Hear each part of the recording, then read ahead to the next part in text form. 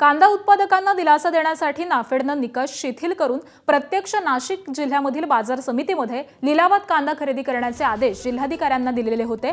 मात्र लिलाव सुरू झाल्यानंतर लासलगावसह कुठल्याच बाजार समितीमध्ये नाफेडचे अधिकारी फिरकलेच नाहीत। चांगले दर मिळतील या आशेने शेतकऱ्यांनी मोठ्या प्रमाणामध्ये कांदा विक्रीसाठी आणला होता। मात्र नाफेडचे अधिकारी न फिरकल्यामुळे कांदा उत्पादकांच्या आशा फोल ठरल्यात। त्यामुळे कांदा उत्पादक शेतकऱ्यांनी नाराजी व्यक्त केली आहे। परवडतच नाही ना कांदे 1500-1600 गेल्यावर एक गोणी 1400-1800 रुपये तर असा दर आहे गोणीचा। 2000-2500 ते बाजार कांद्याचा द्यायला पाहिजे असं तर 2500 पर्यंत तरी 3000 ते 2500 असा दर भेटला पाहिजे आपल्याला। त्यांचा रेट सुद्धा मान्य नाही, कारण या परिचित जर 1500 ते 2000 रेटनं घेऊन राहिले तर यांना 1580 न कुठून देतील शेतकरी माल?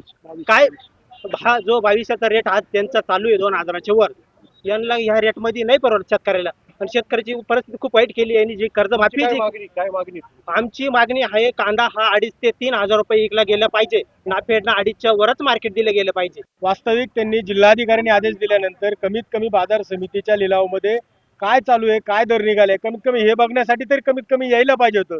ज्यावेळेस जिल्ह्यातल्या सर्व लोकप्रतिनिधींनी त्यांना स्पष्ट आदेश दिले त्यानंतर सुद्धा ते बाजार समितीमध्ये येत नाही म्हणजे अत्यंत दुर्दैव आहे। वास्तविक त्यांचा हेतू हा वेगळा आहे, म्हणून त्यांचा हेतू साध्य होत नसल्या कारणाने ते बाजार समितीमध्ये येत नाहीये। त्यानंतर दुसरी एक गोष्ट यामध्ये की 1580चे दर आहे हे सुद्धा केंद्र शासनाने कमीत कमी 2.5 ते 3000 रुपयाचे द्यावं, तरच खऱ्या अर्थाने शेतकऱ्याला ते या खरेदीचा उपयोग होऊ शकतो।